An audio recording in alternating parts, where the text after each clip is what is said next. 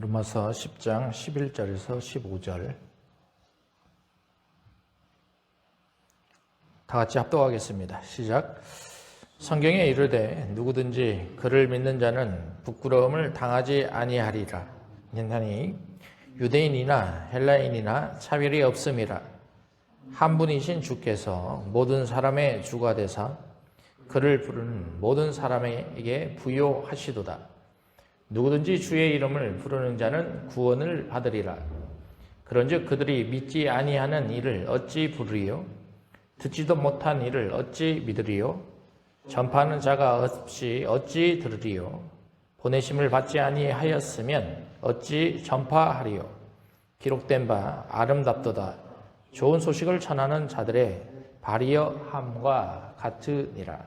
아멘. 구원받은 자들의 사명, 이런 말씀으로 제목으로 말씀 선포하고자 합니다. 사도행전 16장에 보면 바울이 신라와 함께 2차 전도 여행을 하는 장면이 나오죠. 마게도니아 환상을 보고 빌립보에 가서 빌립보 지역에서 루디아를 만나서 교회를 개척을 하게 됩니다. 그때까지만 해도 하나님께서 성령을 통해서 일하시는 역사를 보게 됩니다. 그런데 그 후에 바울에게 뜻하지 않은 환란이 다가오기 시작합니다. 어떤 여자가 있었는데 귀신이 들렸습니다. 근데 그 귀신 들린 그 여종은 점을 잘 치는 여자였기 때문에 그 종이라고 했으니까 주인이 있겠죠. 그 주인은 그 여종을 통해서 돈을 버는 그런 사람들입니다. 근데 바울이 걸어가고 있는데 그 여종이 바울을 향해서 항상 부르는 겁니다. 저기를 봐라. 저 사람을 봐라. 저 사람은 하나님의 복음을 전하는 사람이로다. 근데 성경을 잘 보면 그 여종이 한 것이 아니라 귀신이 계속 그 바울을 향해서 하는 말씀입니다. 그러니까 바울이 한두 번 그것을 경험한 것이 아니라 바울과 실라가 지나갈 때마다 이런 일들이 계속 나타나게 되니까 바울이 너무나 힘든 거예요. 그래서 그 여종을 향해서 귀신을 쫓아버립니다. 근데 문제가 생기는 거죠. 귀신을 쫓아내니까 더 이상 점을 볼 수가 없어요. 그래서 주인 입장에서는 돈벌이로 활용했던 여종의 점을 볼 수가 없으니 더 이상 돈벌이가 되질 않는 겁니다. 그래서 이 주인이 바울과 실라를 시장으로 데리고 가서 바울과 실라를 고관들에게 고발을 하게 됩니다. 그래서 뭐라고 표현을 하냐면 그 사람들은 로마 사람들이었거든요. 우리가 지금까지 보지도 못했던 일들을 풍속을 전한다. 그것은 다른 것이 아니라 로마인들은요. 주가 한 분입니다. 큐리오스. 황제가 주입니다. 그런데 예수님을 주라고 표현을 하니까 로마인 입장에서는 이해가 되질 않는 거죠. 그래서 이 사건으로 말미암아 바울과 실라가 옥에 갇히는 일들이 벌어지게 됩니다. 그런데 바울과 실라는 옥중에 갇혀도 복음을 전합니다. 어려운 현실이 딱 닥쳐져 있는데 거기에 굴하지 않고 찬송하며 기도하면서 거기에 있는 간수들과 또 주변에 옥에 갇혀 있는 사람들에게 복음을 계속 전하고 있는 것입니다. 그랬을 때 하나님께서 놀라운 역사를 일으켜 주시는데요. 갑자기 땅에 지진이 일어나고 옥문이 열리게 됩니다. 그리고 나서 옥문이 열리고 되어 있고 착고가 차려져 있던 많은 죄수들이 탈출해 가면서 도망을 가게 됩니다. 근데 그 당시 환경을 보면 간수들이 옥문을 잘 지키지 못하면 간수가만 죽는 게 아니라 가족들까지 다 죽게 되는 그런 제도가 있었습니다. 그래서 간수들이 생각할 때에 야 이거 큰일 났다. 이거 내가 잘못하면 나만 죽는 게 아니라 가족까지 함께 죽겠구나. 이런 상황이 딱 오게 된 것이죠. 그래서 자기가 자결을 하려고 딱 제스처를 취합니다. 그 모습을 누가 보냐면 바울과 실라가 봅니다. 그 말씀은 바울과 실라는 옥에서 아직 나가지 않았다. 이것을 예측할 수가 있거든요. 그래서 간수가 자살하려고 하는데 자살을 하지 않고 바울과 실라를 통해서 다시 힘을 얻어가는데 이때 이 간수들이요, 바울과 실라에게 질문하는 장면이 나오거든요. 그것이 16장 30절과 31절인데요. 여기를 같이 읽어봅니다. 시작. 그들을 데리고 나가 이르되 선생들이여 내가 어떻게 하여야 구원을 받으리까 하거늘 이르되 주 예수를 믿으라. 그리하면 너와 내 집이 구원을 받으리라. 이런 말씀이 나오죠. 여러분 오늘 본문에 보면 31절의 말씀과 거의 동일한 구절이 나오죠. 주 예수를 믿으라. 그리하면 너와 내 집이 구원을 받으리라. 그런데 13절에는 뭐라고 되어 있습니까? 누구든지 주의 이름을 부르는 자는 구원을 받으리라. 이렇게 되어 있죠. 여러분 제가 왜 이 말씀을 또 이렇게 사도행전에 나와 있는 말씀을 이렇게 여러분들에게 전하는 것이냐면 로마서에서 강조하는 것 중에 가장 중요한 것 중에 하나는 이신칭입니다. 누구든지 예수님을 믿으면 구원을 얻는다. 의를 이룬다. 이것이 바로 이신칭의 본 모습이거든요. 그래서 제가 여러분들에게 이 말씀을 선포해 드린 겁니다. 그러면 오늘 본문은요, 로마서 9장과 11장 이 사이에 있는 것 중에 가장 핵심적인 부분입니다. 그래서 각 장마다 핵심이 있잖아요. 그래서 10장 10절과 11절과 15절이 어마어마하게 중요한 장이에요. 어마어마하게 중요한 장. 여러분들이 오늘 본문의 말씀을 잘 듣고 이신칭의의 그 뜻이 무엇인지 다시 한번 기억하고 그것을 통해서 하나님께 우리에게 풍성한 은혜를 주시기를 원했는데 그것은 무엇인가? 또 하나님께서 거기서 끝나지 않고 우리에게 맡기신 사명은 무엇인가? 이것까지 풀어갈 수 있는 그런 시간이 되셨으면 좋겠어요. 여러분 11절을 보시기 바랍니다. 11절을 보면 뭐라고 되어 있냐면 같이 읽어봅니다. 시작. 성경에 이르되 누구든지 그를 믿는 자는 부끄러움을 당하지 아니하리라 이렇게 되어 있어요. 그런데 9장 33절을 보세요. 9장 33절도 보면 마지막을 보세요. 그를 믿는 자는 부끄러움을 당하지 아니하리라. 동일한 말씀이 나와야 안 나와요? 동일한 말씀이 나오잖아요. 근데 이 말씀은 어디에서 인용이 됐냐면 이사야 26장 28장 16절에서 인용이 됐거든요. 여기 한번 보십시오.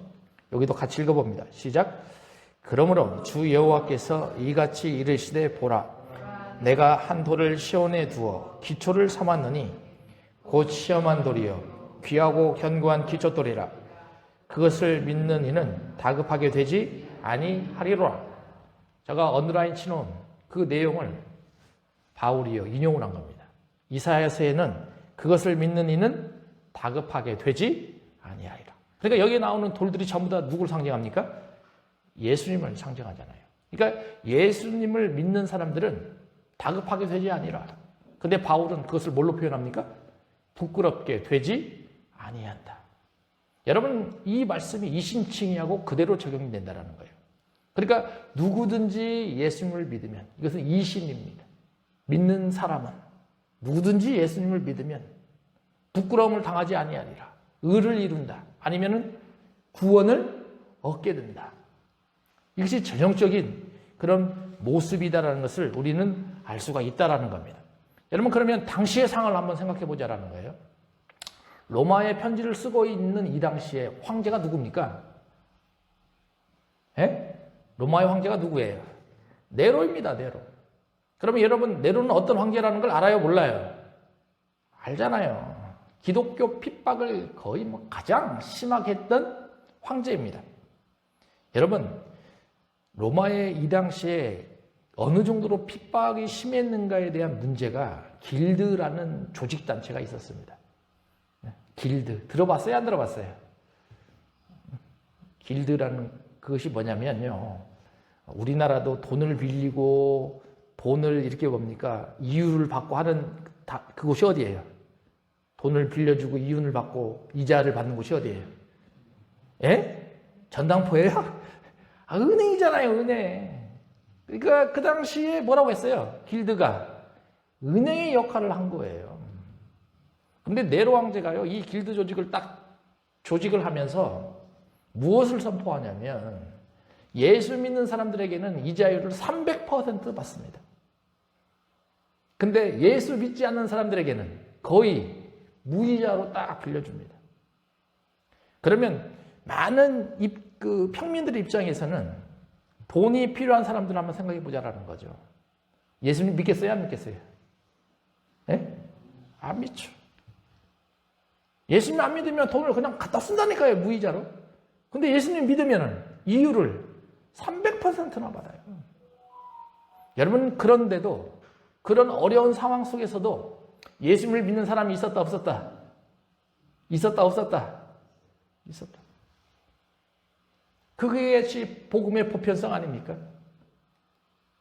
예수 믿는 사람. 그러면 그걸로만 끝납니까? 우리가 영화를 봤었잖아요.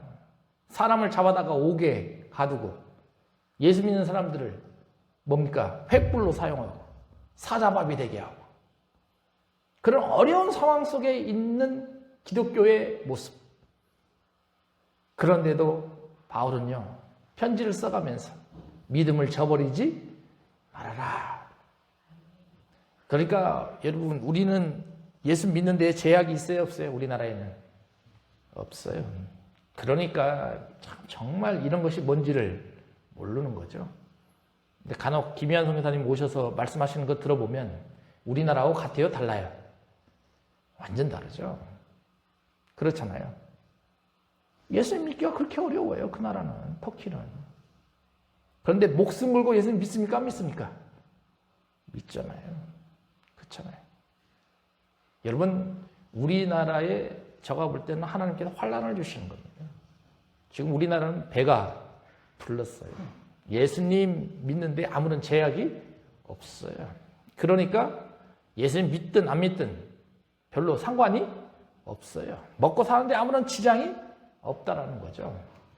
여러분, 이것이 더 무섭습니까? 아니면 로마 시대에 정말 어려웠을 때 그 예수님 믿는 그때 상황이 더 무섭습니까?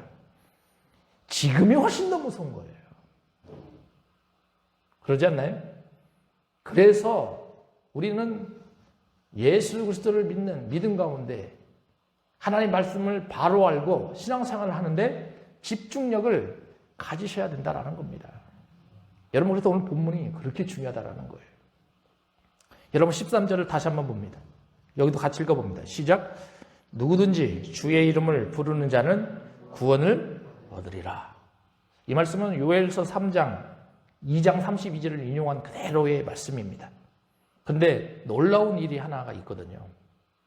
틀림없이 여기에서는요, 누구든지 주의 이름을 부르는 자는 구원을 얻으리라 이렇게 표현을 했잖아요.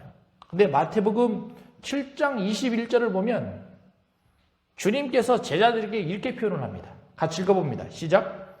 나더러 주여 주여 하는 자마다 다 천국에 들어갈 것이 아니요 다만 하늘에 계신 내 아버지의 뜻대로 행하는 자라야 들어가리라 이렇게 돼 있어요. 바울은 주의 이름을 부르는 자는 다 구원을 얻는다고 했는데요. 여기 예수님은 여기서 뭐라고 표현합니까? 나더러 주여 주여 하는 자마다 다 천국에 들어가는 것이 아니다 이렇게 표현을 하잖아요. 그럼 같아요? 달라요? 다르죠. 그러지 않습니까? 그래서 이 구절을 잘 해석할 필요가 있어요. 여러분, 제가 주보에다가 부르다라는 단어를 언급을 해놨습니다. 에피칼레오라고 하는데요. 칼레오가 부르다는 뜻입니다. 그런데 부르다 앞에 에피가 강세전미사예요. 그러면 부르는데 어떻게 부르라라는 거예요? 강세전미사가 있으니까. 강하게 부르라라는 거죠. 그러면 그것을 조금 더 의인화시키면 우리가 우리 마음에 계시는 예수님을 부를 때 간절한 마음으로 부르라는 거예요. 진실된 마음으로 부르라는 거예요. 이런 부름이 있을 때 주님께서 인도해 주시고 우리가 구원을 얻어갈 수 있음을 바울이 여기에 표현해 주는 겁니다. 그러면 우리가 어떻게 하면 그렇게 간절하고 진실되게 예수 그리스도를 부를 수 있는가에 대한 문제를 약 3가지 정도로 찾아갈 수가 있습니다. 여러분, 그 첫 번째가 성령의 도우심을 통해 예수 그리스도를 부르셔야 됩니다. 누구의 도우심이요? 성령의 도우심. 그러니까 내가 막 함부로 예수 그리스도를 부른다고 해서 구원을 얻는 것이 아니다라는 것이죠. 반드시 누구의 도움이 있어야 된다? 성령의 도움이 있어야 되는 거예요. 고린도전서 12장 3절을 같이 읽어봅니다. 시작. 그러므로 내가 너희에게 알리노니 하나님의 영으로 말하는 자는 누구든지 예수를 저주할 자라 아니하시고 또 성령으로 아니하고는 누구든지 예수를 주시라 할 수 없느니라. 바울이 틀림없이 이렇게 말씀을 써놨어요. 그러니까 예수님의 이름을 부르는 것은 누구의 도우심을 통해서만 가능하다? 하나님의 도우심. 성령님의 도우심 없으니는 입술로 고백이 되지가 않는다라는 거예요. 예? 여러분 마태복음 16장을 한번 생각해 볼 필요가 있습니다. 베드로가 예수님을 뭐라고 표현합니까? 주는 그리스도시요 살아계신 하나님의 아들이시니라. 그때 예수님이 뭐라고 표현하면 바요나 시모나 내가 복이 있도다.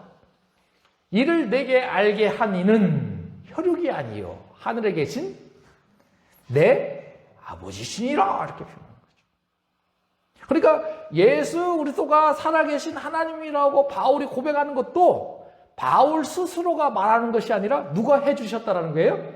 하늘에 계신 아버지. 그러니까 고린도전서와 매칭을 시켜보면 누구를 통해서 가능했다? 성령을 통해서 가능했다. 이것을 우리가 알 수 있다는 겁니다. 여러분 그러니 성령을 통해서 예수 그리스도를 고백하셔야 됩니다. 그런 분들이 구원을 이룰 수 있다는 겁니다. 두 번째, 자신의 회개를 통해서 주의 이름을 불러야 됩니다. 무엇을 통해서? 자신의 회개를 통해서 주의 이름을 불러야 됩니다. 시편 118편 5절입니다. 같이 읽어봅니다. 시작. 내가 고통 중에 여호와께 부르짖었더니 여호와께서 응답하시고 나를 넓은 곳에 세우셨도다. 여러분 시편 118편 다윗이 지은 시거든요. 고통 중에 내가 여호와께 어떻게 했다? 부르짖었다. 그러면 다윗의 시는 대부분이 무슨 시라고 그랬어요? 회개의 시입니다. 회개의 시. 그러니까 시편 118편도 다윗이 지금 어마어마한 고통 가운데 있는데 하나님을 향해서 뭘 하고 있다? 회개를 하고 있다는 거예요. 내가 고통 중에 여호와께 부르짖었더니 여호와께서 나에게 응답을 해 주셨다. 이 말씀이거든요. 여러분 누가복음 5장을 한번 생각해 볼 필요가 있습니다. 예수님께서 베드로를 부르시는 장면이거든요. 예수님께서 거닐다가 배 위에 올라가시는데요. 그 배는 베드로의 배였습니다. 그리고 예수님께서 베드로에게 명령을 합니다. 깊은 데로 가서 뭘 던져라? 그물을 던져라. 그런데 밤새도록 그물을 쳐서 고기를 잡았지만 고기가 잡혔어요? 안 잡혔어요? 안 잡혔어요. 그런데 예수님께서 하시는 그 말씀에 의지해서 깊은 데로 가서 그물을 던져요? 안 던져요? 던지죠. 그런데 밤새도록 했을 때는 한 마리도 못 잡았는데 예수님께서 말씀해 주셔서 그물을 던지니까 그물이 찢어지도록 고기가 많이 잡혔어요. 그래서 자기가 혼자 못 들어오려니까 주변 동무들을 불러가지고 그물을 들어 올리는데 어느 정도로 많이 잡혔냐? 배가 두 척에 있는데 그 배 두 척에 고기들이 가득 찰 정도로 고기가 잡혔습니다. 그런데요, 베드로가 이런 고백을 합니다. 주여 나를 떠나소서. 나는 죄인입니다. 이런 고백을 합니다. 베드로가 이런 고백을 했는데 예수님께서 떠나요? 아니면 베드로를 제자로 삼으십니까? 네? 제자로 삼으시잖아요. 그러니까 여기서 사용되고 있는 주여 나를 떠나소서 나는 죄인으로소이다 라는 이 고백은 바로 예수님을 주님으로 모시는 베드로의 회개의 모습이 담겨져 있다는 겁니다. 그러니까 우리도 예수 그리스도를 어떠한 마음으로 고백해야 된다? 회개의 마음으로 고백해야 된다. 그랬을 때 주님께서 우리를 구원해 주신다는 겁니다. 세 번째는요, 주님을 전능하신 구주로 인식해야 됩니다. 그런 가운데 고백해야 된다라는 겁니다. 여러분, 마가복음 9장에는 또 독특한 사건이 하나가 있습니다. 마가복음 9장을 보면요, 변화산에서 예수님께서 모습을 변화시키잖아요. 그리고 내려옵니다. 산에서 내려왔는데 밑에서 놀라운 일들이 발생이 되는 거예요. 귀신 들린 아들이 있어요. 근데 그 부모가, 아버지가 그 귀신 들린 아들을요, 누구에게 데려가냐면 제자들에게 데려갑니다. 그래서 요청하는 거죠. 예수님이 없으시니까 제자들을 통해서 귀신을 좀 쫓아내라 요청을 하는데, 제자들이 쫓아내요, 못 쫓아내요? 못 쫓아내요. 그래서 결국 예수님이 딱 오시자마자 그 아버지와 아들이, 그 아버지가 예수님께 다가갔어서 예수님께 부탁을 하죠. 예수님, 내 아들 귀신이 들렸는데 이 귀신을 좀 어떻게 하라? 쫓아내 주십시오. 그랬더니 예수님이 그 아버지에게 물어보는 거예요. 언제부터 이렇게 되었느냐? 너 아들이 언제부터 이렇게 되었느냐? 그러니까 아버지가 뭐라고 대답하냐면, 날 때부터 이렇게 되어 있습니다. 여러분, 날 때부터 귀신 들린 사람 고칠 수 있어요, 없어요? 예? 여러분, 날 때부터 귀신 들린 거하고 나면서부터 병자하고는 같아요, 달라요? 달라요. 그렇잖아요. 근데 이 사람은, 이 아들은 날 때부터 잘못된 게 아니에요. 태어났는데 그 순간 뭐가 들린 거예요? 귀신이 들린 거예요. 날 때부터 귀신이 들린 거예요. 그러니까 사람들이 볼 때는 아주 뭡니까? 이게 장애인으로 태어난 것처럼 생각되는데 그게 아닌 거죠. 정상인으로 태어났는데 거기에 누가 들어갔다가 어렸을 때 귀신이 딱 들어갔다라는 거죠. 귀신이 들어갔다. 그래서 예수님께서 그 귀신을 쫓아냅니다. 근데 왜 쫓아내지냐? 그 아버지가 요구를 합니다. 무엇을 하실 수 있거든 우리를 불쌍히 여겨 도와주십시오. 이렇게 요구를 합니다. 그랬더니 주님이 그 아버지를 향해서 대답하시는 말씀이 명작이죠. 23절과 24절이거든요. 같이 읽어봅니다. 시작. 예수께서 이르시되 할 수 있거든이 무슨 말이냐? 믿는 자에게는 능히 하지 못할 일이 없느니라 하시니 곧 아이의 아버지가 소리를 질러 이르시되 내가 믿나이다. 나의 믿음 없는 것을 도와주소서. 그러니까 이 아버지도 예수님을 전능하신 하나님으로 인식했다라는 겁니다.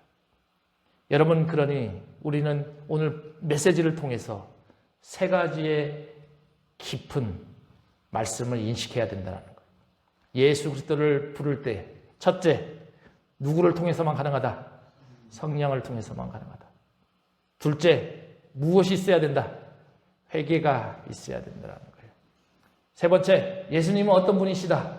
전능하신 하나님이시다라는 것을 인식하셔야 된다는 겁니다.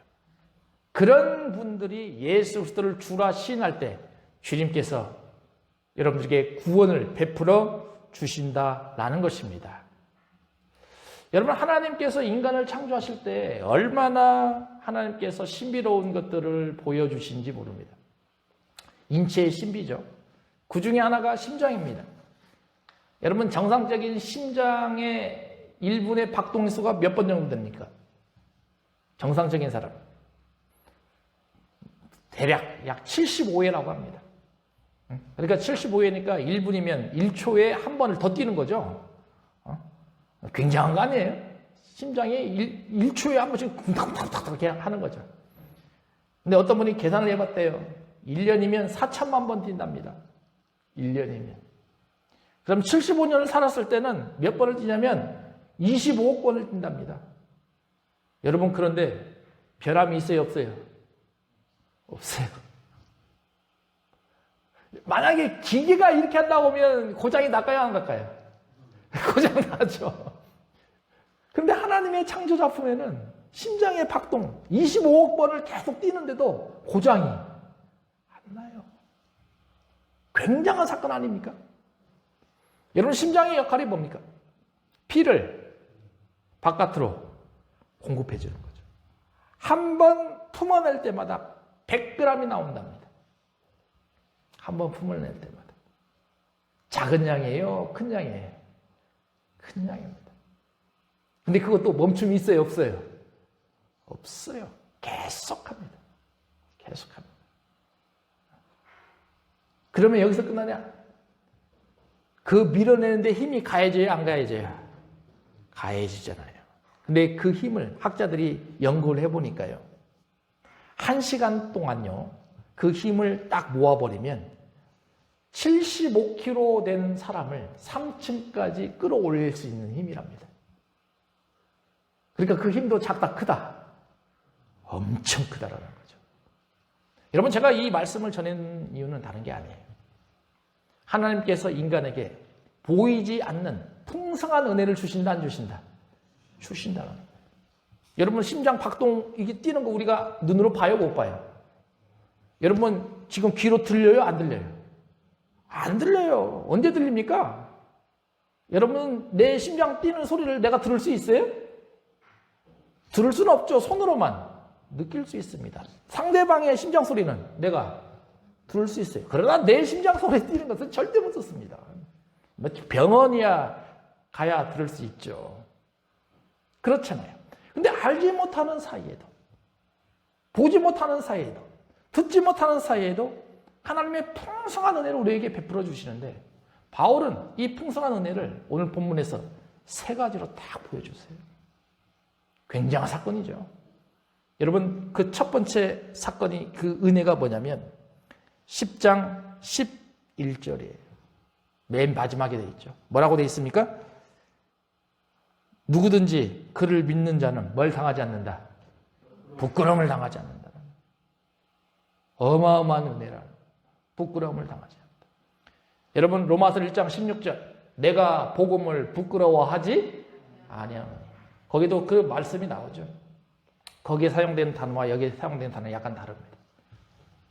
그때는요, 내가 복음을 부끄러워하지 않는다라는 것은요, 내가 복음을 굉장히 자랑스러워 한다라는 거죠. 그러니까 내 마음속에서, 내 몸에서 복음이 막 자랑스럽게 풍겨져 나오는 것을 표현합니다. 근데 여기에 사용되는 부끄러움은요, 심판대를 나타냅니다. 그러면 내가 복음을, 이 뭡니까? 11절에 보니까 누구든지 그를 믿는 자는 부끄러움을 당하지 않는다라는 것은 심판대에 뭘 받지 않겠다라는 거예요? 심판을 받지 않겠다라는 거죠. 여러분, 이거 굉장한 사건 아니에요? 예? 근데 이것이 우리의 눈에 보입니까? 안 보입니까? 귀로 들려요? 안 들려요? 안 들려요. 가장 큰 풍성한 은혜라는 거예요. 그럼 왜 이런 은혜를 가능하게 했을까에 대한 문제. 히브리서에서는요, 약 3가지로 딱 표현해 주거든요. 그 첫 번째가 히브리서 12장 2절입니다. 같이 읽어봅니다. 시작. 믿음의 주여 또 온전하게 하시니 이인 예수를 바라보자. 그는 그 앞에 있는 기쁨을 위하여 십자가를 참으사 부끄러움을 개의치 아니하시더니 하나님 보좌 우편에 앉으셨느니라. 이렇게 됐습니다.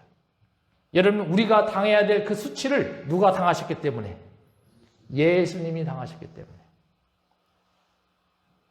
십자가에서 죽으심을 당하셨기 때문에, 우리 대신해서 당하셨기 때문에 우리에게 더 이상 심판이 있다 없다? 없다라는 거예요.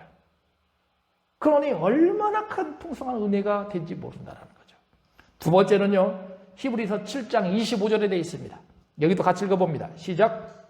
그러므로 자기를 힘입어 하나님께 나아가는 자들을 온전히 구원하실 수 있으니 이는 그가 항상 살아계셔서 그들을 위하여 간구하심이라.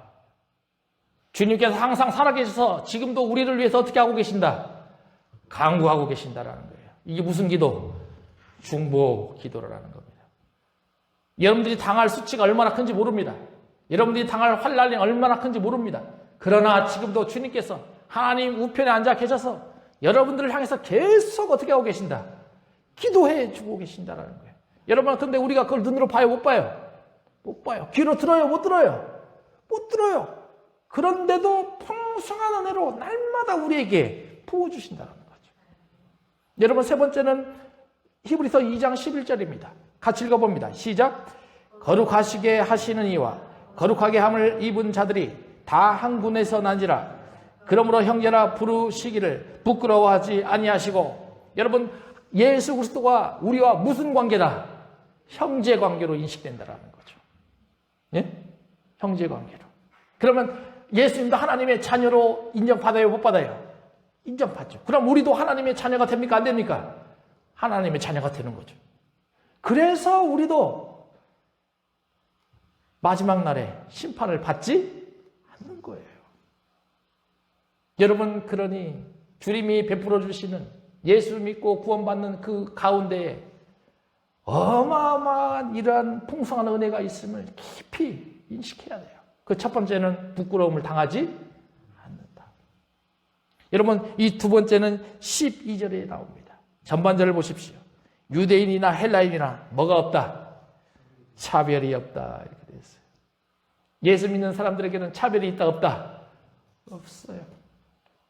로마서 3장 21절에 기가 막히게 되어 있죠. 같이 읽어봅니다. 시작. 예수 그리스도를 믿음으로 말미암아 모든 믿는 자에게는 미치는 차별이 없느니라. 이렇게 되어 있죠. 바울이 이미 다 말씀한 거예요. 29절과 30절도 있죠. 같이 읽어봅니다. 시작. 하나님은 홀로 유대인이 하나님 이쁘시니며 또 이방인의 하나님은 아니시뇨. 진실로 이방인의 하나님도 되시느니라. 할례자도 믿음으로 말미암아 또는 무할례자도 믿음으로 말미암아 의롭다 하실 하나님은 한 분이시니라. 이렇게 됐어요. 그러니까 바울이 계속 로마서에서 논증하고 있는 것은 이방인과 유대인이 더 이상 차별이 있다, 없다? 없다. 그러니까 여기 앉아 계시는 모든 분들은 하나님의 다 자녀들이기 때문에 차별이 있을 수가 없다라는 것입니다. 여러분, 저는 시편 말씀을 묵상하면서 시편 87편을 굉장히 깊이 한번 묵상해 봤습니다. 여기를 한번 찾아보겠습니다. 867면입니다.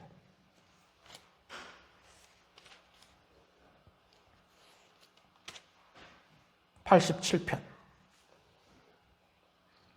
867편, 1페이지.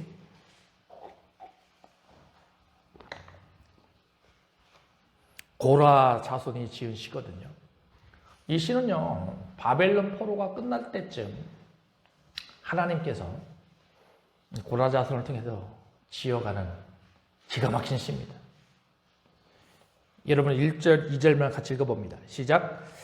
그의 터전이 성산에 있으며 여호와께서 야곱의 모든 거처보다 시온의 문들을 사랑하시는도다. 이렇게 되어 있어요. 여러분, 이 성산이 무슨 산입니까? 성산. 시온산이죠. 그런데 그의 터전이 어디에 있겠다? 시온산에 있겠다. 여러분, 바벨론의 포로가 되었을 때에 하나님은 성산을 떠났어요, 안 떠났어요? 떠났어요. 근데 바벨론 포로가 복귀될 때쯤 다시 하나님은 그의 터전을 어디에 세우시겠다? 시온산에 세우시겠다. 그렇잖아요. 그런데 2절에 보면 야곱의 모든 거처보다 시온의 문들을 사랑하시는도다. 여러분, 이것이 바로 신약시대의 교회의 모습이다. 그러니까 지금도 주님은 백성들의 집보다 어디를 훨씬 더 보호하신다? 교회를 보호하신다. 이 말이에요. 그런데 3절부터 5절을 보시면요, 놀라운 일들이 발생됩니다. 하나님의 성이여 너를 가리켜 영광스럽게 말하는도다. 4절. 나는 라합 바벨론이 나를 아는 자 중에 있다 말하리라. 여러분, 라합 바벨론 모두가 이방인들입니다. 근데 그들에게도 이제는 하나님을 아는 사람들이 있다, 없다? 있다. 이 말씀의 의미는 복음이 유대인에게 더 이상 머물지 않겠다. 그 복음이 누구에게로 확장되어 가기 시작한다? 이방인에게 확장되어 간다. 근데 또 나오죠? 이게 뭡니까? 보라, 블레셋, 두로, 구스여, 이것들도 거기서 났다 하더라. 여기 보세요. 블레셋, 두로, 구스 전부 다 유대인들이 아니잖아요. 누굽니까? 다 이방인들입니다. 근데 그들에게도 통일하게 하나님을 아는 사람들이 있다, 없다? 있다라는 것을 보여주는 거예요. 네? 구약시대에 이곳저곳에서 이렇게 하나님을 아는 그런 모습, 구원이 유대인에게 머물지 않고 이방인으로 확장되어가는 그 모습을 시편 88편에서 정확히 보여줍니다. 그래서 7절을 보십시오. 같이 읽어봅니다. 시작. 노래하는 자와 뛰어도는 자들이 말하기를 나의 모든 근원이 내게 있다 하리로다. 그들이 교회에 와서 하나님을 찬양하며 노래하며 찬송하는 그 모습을 우리에게 다 보여주고 있다라는 겁니다. 그러니 여러분, 더 이상 구원에 차별이 있을 수가 있다 없다? 없다라는 거죠. 이것이 두 번째 풍성한 은혜예요.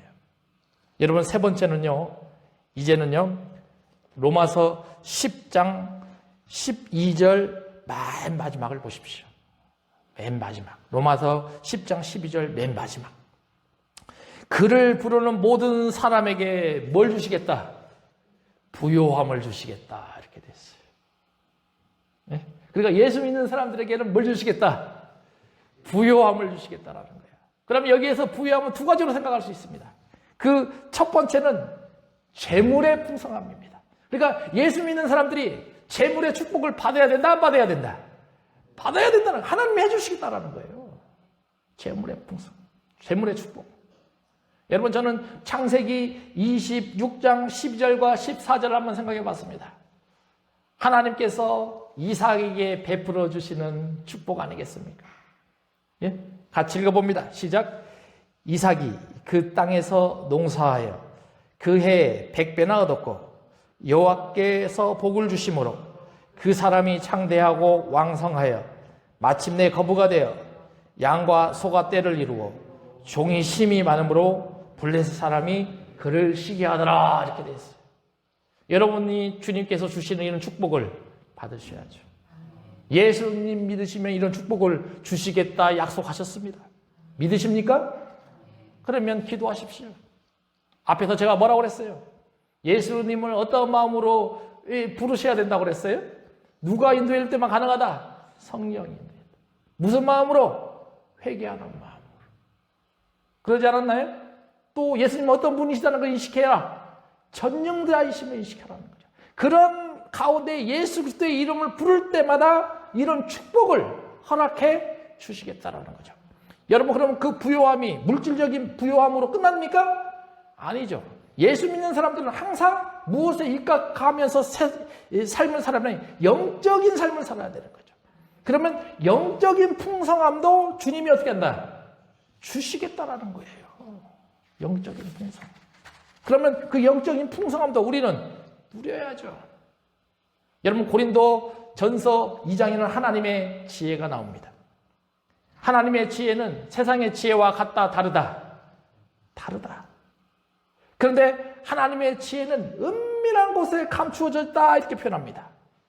저는 이 말씀을 볼 때마다 왜 솔로몬이 하나님께 지혜를 요구하는지가 딱 나오는 거죠.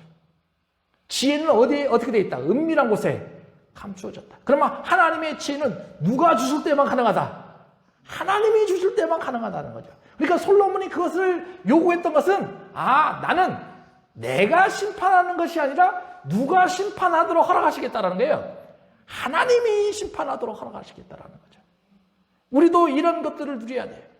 그러면서 고린도전서 2장 9절 10절에 기가 막히게 표현합니다. 같이 읽어봅니다. 시작.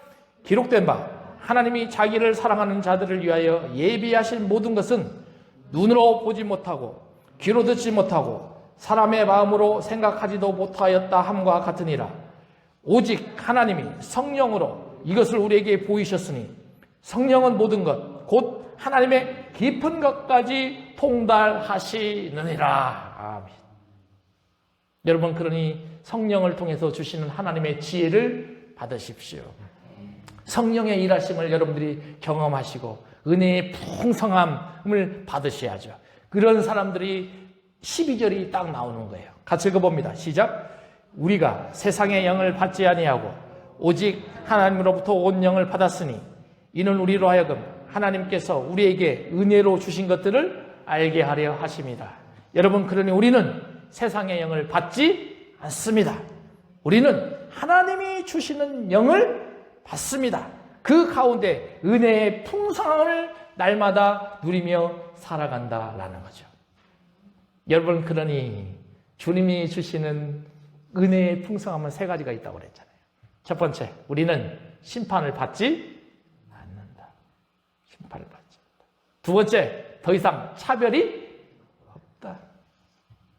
세 번째는 뭐예요? 풍성한 부요함을 주신다. 물질적인 축복도 주시고 영적인 풍성함도 허락해 주신다. 여러분 받으셔야 되지 않겠어요? 누리십시오. 받으십시오. 그런데 바울은 여기서 멈추지 않아요. 예수님의 제자가 되신 분들에게 마지막 요구를 합니다. 예수님도 제자들을 선택하시고 그걸로 끝내지 않죠. 예수님의 제자를 선택하신 후에 어디로 보냅니까? 복음을 전파하러 파송합니까? 안 합니까? 하죠.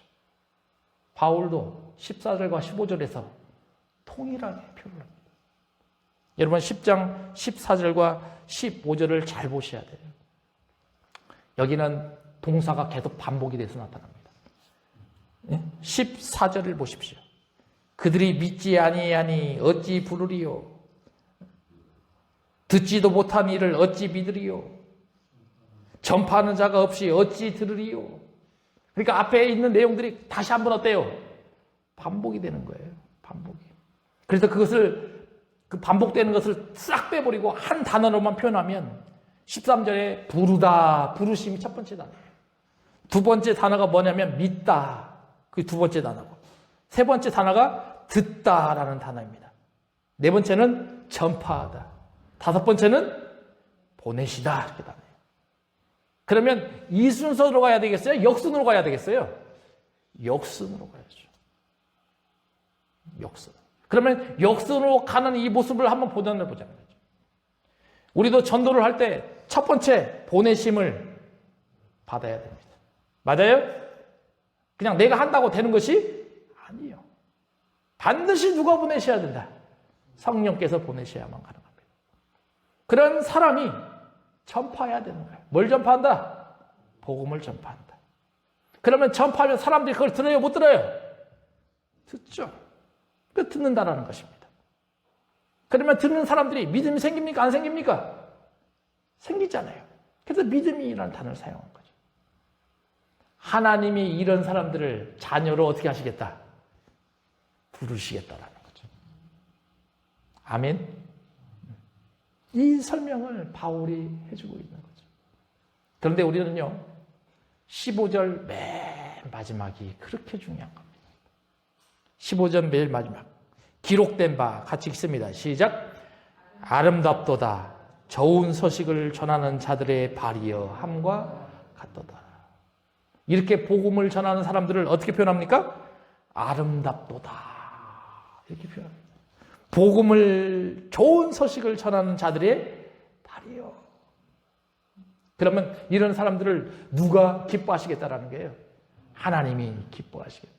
여러분, 이 말씀은 사실은 이사야 52장 7절을 인용한 것입니다. 7절도 같이 읽어봅니다. 시작. 좋은 소식을 전하며 평화를 공포하며 복된 좋은 소식을 가져오며 구원을 공포하며 시온을 향하여 이르기를 내 하나님이 통치하신다 하는 자의 산을 넘는 발이 어찌 그리 아름다운가. 이렇게 되어 있어요. 이 말씀은요, 지금 바벨론 포로가 이제는 종식되고 이스라엘이 어떻게 될 거라는 거예요? 회복될 거라는 거죠. 그 소식을 메신저들이 어디로 막 가지고 오고 있다는 거예요. 바벨론에서 어디로 가지고 오고 있다? 이스라엘로 막 가지고 오고 있다는 거예요. 이것을 상징하는 겁니다. 아시겠어요? 그러면 지금 이스라엘 땅을 한번 생각해 보자라는 거죠. 이스라엘 때는 평화가 있었어요? 없었어요? 없었어요. 그런데 곧 평화가 올 것이다 라는 소식을 막 듣는 거죠. 예? 이스라엘은 포로 상태에 있잖아요. 근데 이 포로 상태가 곧 어떻게 될 거다? 없어질 거다라는 그 소식. 예? 지금까지는 왜 그 바벨론이 통치를 했는데 이제는 누가 우리를 통치하실 것이다. 하나님이 다시 통치하실 것이다라는 그런 소식. 이런 소식을 듣는 이스라엘 백성들의 입장에는 얼마나 기분이 좋을까요? 그래서 무슨 단어를 쓴 거예요? 아름답도다. 이렇게 표현을 한 겁니다. 여러분, 우리도 예수 그리스도의 제자로서 이런 소식을, 이런 소리를 들어야 된다는 거죠. 그런데 바울이 집중을 두는 단어가 있습니다. 좋은 소식이라고 돼요. 여러분, 좋은 소식이 뭡니까? 복음. 여러분, 바울이요, 복음을 전하면서 교회를 개척하면서 한번 생각을 한번 해보자라는 거죠. 고린도 교회를 한번 생각해 봅시다. 복음을 전하는데 네 파로 나눠져요. 무슨 문제입니까? 세례 문제입니다. 누구는 바울에게서, 누구는 게바에게서, 누구는 아볼로에게서, 누구는 그리스도에게서. 세례를 정확한 개념을 잡지를 못하고 있는 그들의 모습. 여러분, 이제는 이 뭡니까? 갈라디아 교회를 한번 생각해 보자는 거죠. 갈라디아서 1장 제가 수도 없이 얘기했잖아요. 바른 복음을 전해야 되는데 그들에게 무슨 복음이 들어왔어요? 다른 복음이 들어왔어요. 근데 예를 들어서 바른 복음을 제대로 인수하고 배웠던 사람들이라면 다른 복음이 와도 거기에 맞춰서 이겨낼 수 있어요, 없어요? 있죠. 근데 그 말씀을 제대로 인식하지 못하면 다른 복음이 들어왔을 때 무너집니까? 안 무너집니까? 무너지잖아요. 갈라디아서의 현실. 디모데서를 저도 강의하면서 했잖아요. 디모데에게 이 1장에서 요구하는 게 뭡니까? 다른 교훈을 전하지 마라. 다른 교훈은 헛된 것이다. 바울이 그렇게 강조하고 있는 것은 다른 것이 아니죠. 바로 예수님께서 제자를 세우셔서 그 제자를 통해서 복음을 전하게 하실 때에 가장 먼저 중요하게 생각하는 것은 전하는 메신저 그 사람 자체가 복음의 바른 복음을 가지고 있어야 된다는 거죠. 그리고 우리도 마찬가지입니다. 우리도 신앙생활하면서 바른 복음을 우리 마음속에 갖추는 것이 먼저입니다. 그리고 그 갖추어진 그 복음을 다른 사람들에게 전파해야 된다는 거죠. 여러분, 그래서 바울은요, 로마서 1장 14절 15절에서 그렇게 표현을 합니다. 같이 읽어봅니다. 시작. 헬라인이나 야마인이나 지혜 있는 자나 어리석은 자에게 다 내가 빚진 자라.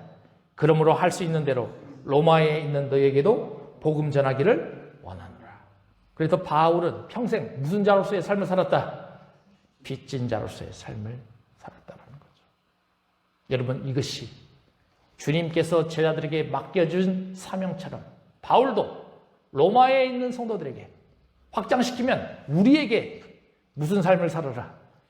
빚진 자로서의 삶을 살아라.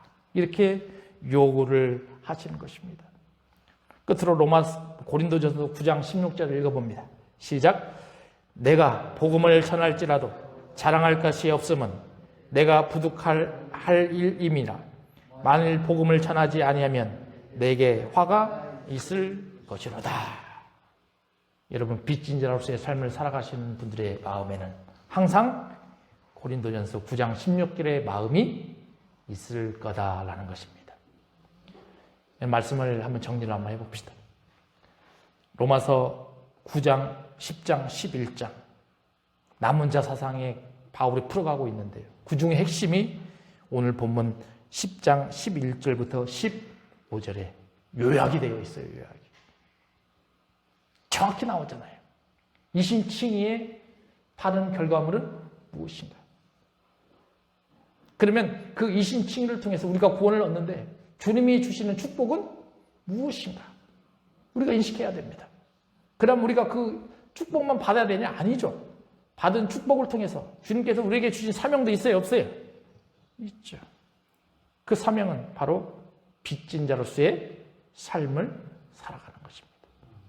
여러분도 신앙생활하면서 이 말씀을 잘 붙잡고 그 사명이 무엇인지 인식하며 세상을 살아가는 그런 성도의 삶이 되시길 소망합니다.